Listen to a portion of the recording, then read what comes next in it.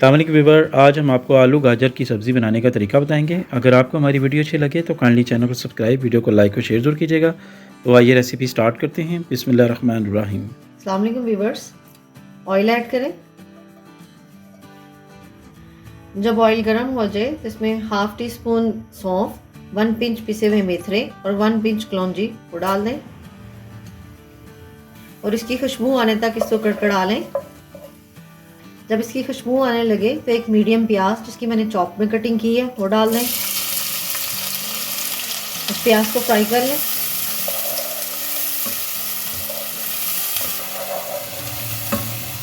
जब प्याज हल्का सा इसके अंदर सॉफ्ट हो इसमें 1 टीस्पून लहसुन अदरक पेस्ट वो डाल दें और लहसुन पेस्ट को भून लें।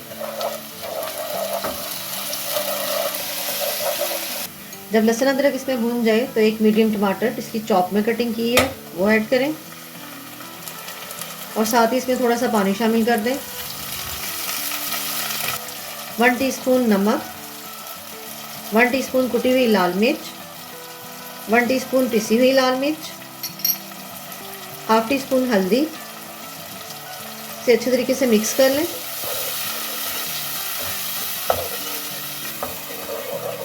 और अब इसे कवर करके लो फ्लेम पे 5 मिनट के लिए रख दें।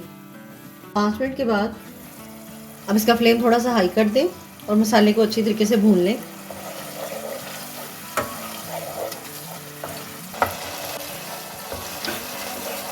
जब मसाला इसमें अच्छी तरीके से भून जाए 1 से 2 मिनट के बाद हाफ के जी गाजरें जिसकी मैंने गोल कटिंग कर ली है वो डाल दें और साथ ही इसके अंदर 2 मीडियम आलू इसकी भी गोल कटिंग की है वो ऐड करें। अब इनको भून लें।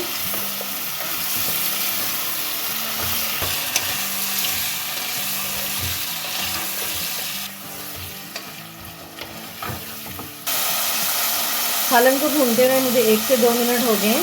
इसमें 1 टीस्पून धनिया पाउडर और हाफ टी स्पून जीरा, इनको मिक्स करें।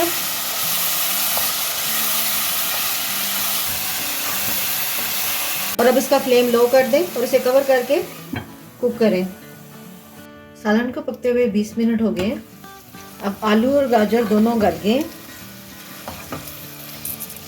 लास्ट में इसके अंदर